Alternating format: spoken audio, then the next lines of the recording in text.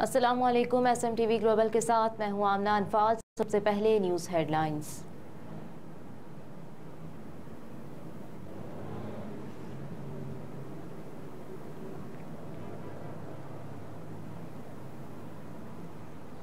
जनूबी वज़ीरिस्तान के इलाके वादी तीरा में फायरिंग से दहशतगर्द हलाक, 2 सिपाही शहीद।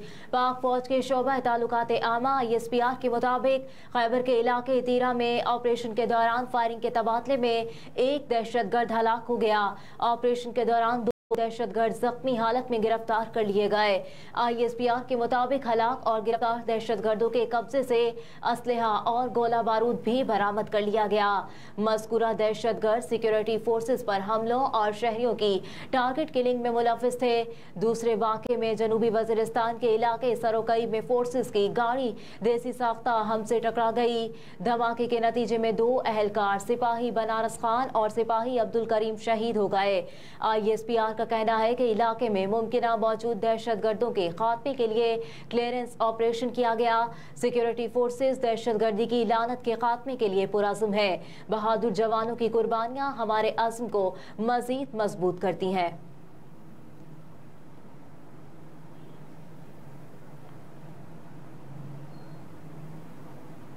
CTD की कार्रवाइयों में कलअदम TTP के कमांडर समेत 10 दहशतगर्द गिरफ्तार।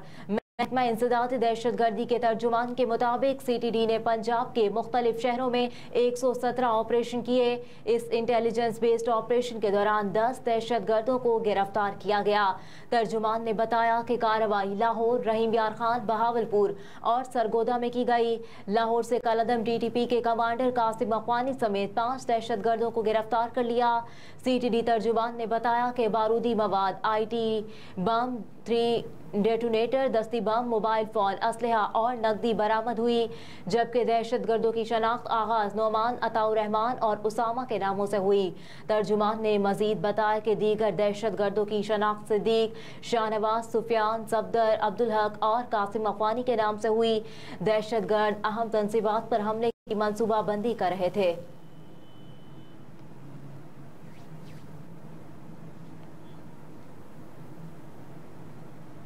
अक़वाम मुत्तहिदा में पाकिस्तान की फ़लस्तीन पर इसराइली जारहियत की मज़म्मत, फौरी जंग बंदी का मुतालबा कर दिया।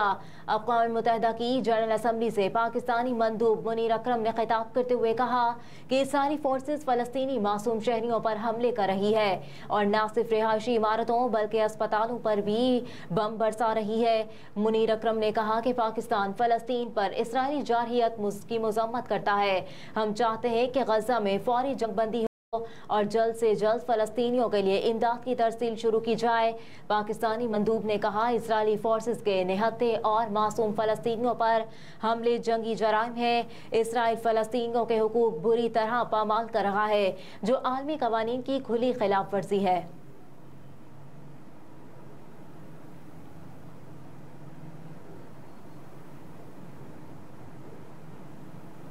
साबिक सदर आसिफ अली जरदारी ने कहा कि आइंदा हुकूमत पीपल्स पार्टी की होगी, क्योंकि मसाइल का हल सिर्फ पीपल्स पार्टी के पास है।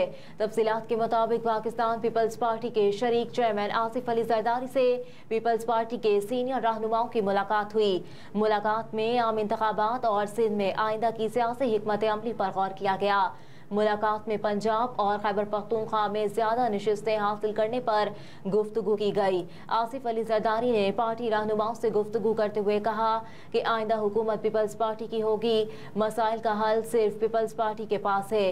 पाकिस्तान पीपल्स पार्टी के शरीक चेयरमैन ने कहा कि सिंध में तो पीपल्स पार्टी का मुकाबला नहीं है, हमारी तवज्जो पंजाब, KP, बलोचिस्तान पर होनी चाहिए।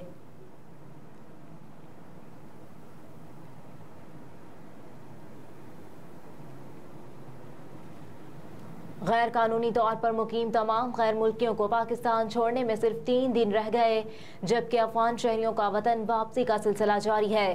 तफसीलात के मुताबिक 27 अक्टूबर तक 5046 अफगान बाशिंदे अपने मुल्क चले गए। वापस जाने वाले अफगान शहरियों में 1241 मर्द, 1052 खवातीन और 2753 बच्चे शामिल हैं।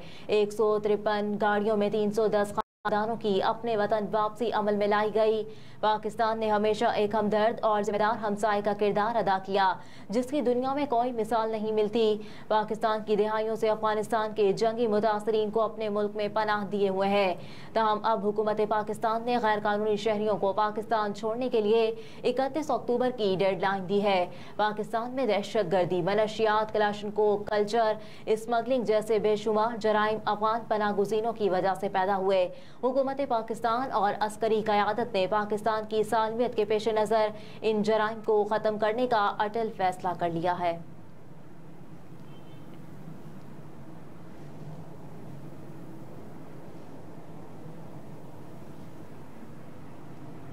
यकम नवंबर से गैर कानूनी मुकीम अफराद के खिलाफ कार्रवाई होगी।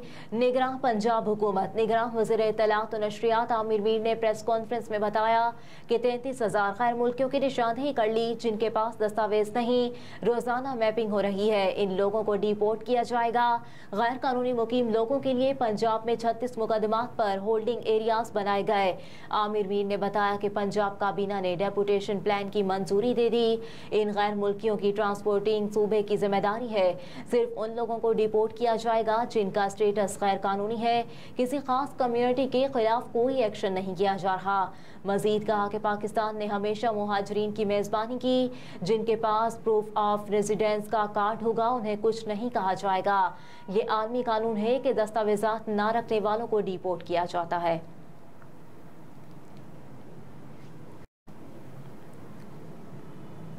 सहाफ़ी जान मोहम्मद महर के कत्ल में मुलव्विस 3 नामजद मुल्ज़िमान गिरफ्तार। SSP इरफान अली समो ने कहा कि सहाफ़ी जान मोहम्मद महर के कत्ल में मुलव्विस 3 मुल्ज़िमान को कच्चे में ऑपरेशन के दौरान गिरफ्तार कर लिया गया। मुल्ज़िमान में शेर मोहम्मद शेख, मोहम्मद रमजान शेख, बशीर मोहम्मद महर शामिल है। SSP के मुताबिक मुल्ज़िमान से असलहा भी बरामद हुआ। जान मोहम्मद महर के कत्ल का मंसूबा शेर मोहम्मद शेख के घर में बनाया गया, जबकि शेरू महर और दीगर मुल्ज़िमान का घर में आना जाना था। SSP इरफान समू ने बताया कि मोहम्मद रमजान शेख मुल्ज़िमान के साथ जान मोहम्मद के घर और ऑफिस की रेकी करता था। वारदात के बाद बशीर महर ने मुल्ज़िमान को कच्चे में पनाह दी। बशीर महर मुल्ज़िमान को कच्चे में असलहा समेत तमाम सहूलियात फराहम करता रहा।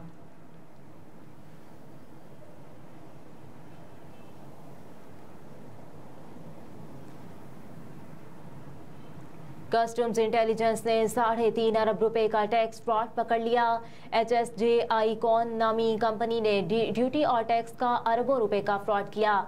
कंपनी ने हैदराबाद कस्टम्स कलेक्टर को धोखा देकर स्टील बार्स बगैर टैक्स ड्यूटी क्लियर कराई। ड्यूटी टैक्स जुर्माने की मद में फ्रॉड की रकम 3.5 अरब रुपए बनती थी।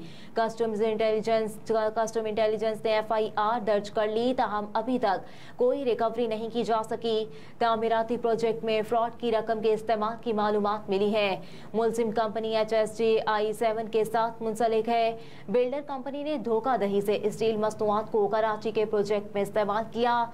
मनी लॉन्ड्रिंग की खुफिया इत्तला पर 27 अक्टूबर को FIR दर्ज की गई थी। टैक्स फ्रॉड की FIR में मोहम्मद हनीफ जेवानी, अहमद हनीफ जेवानी और दीगर अफराद नामजद हैं।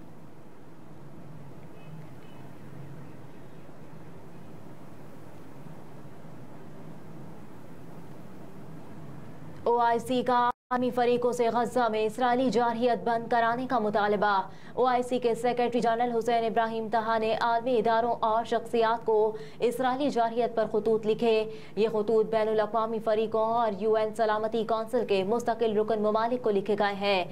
इसके अलावा फ़लस्तीनियों की सूरत हाल पर अक़वाम मुत्तहिदा के सेक्रेटरी जनरल, यूरोपीय यूनियन में खारजा पॉलिसी के अहदेदार को भी खत लिखा गया है, जबकि रेड क्रॉस के सरबराह और इंसानी हुकूक के लिए UN हाई कमिश्नर को भी खतूत लिखे गए हैं। अपने खतूत में OIC ने फ़लस्तीनी अवाम के लिए आलमी तहफ़्फ़ुज़ और फ़ौरी इमदाद मुहिम चलाने पर जोर दिया।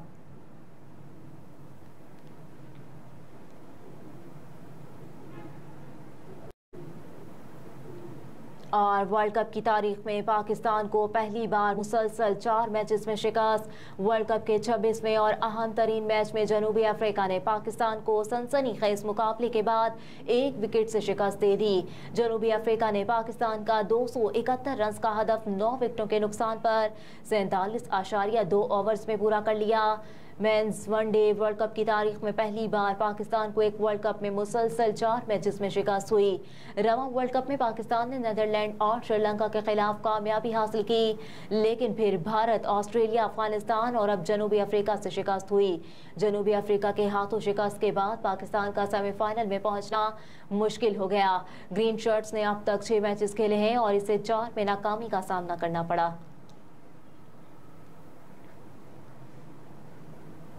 हेडलाइंस आपने मुलाहिजा की। न्यूज़ स्टूडियो से फिल वक्त इतना ही। आप देखते रहिए SMTV ग्लोबल।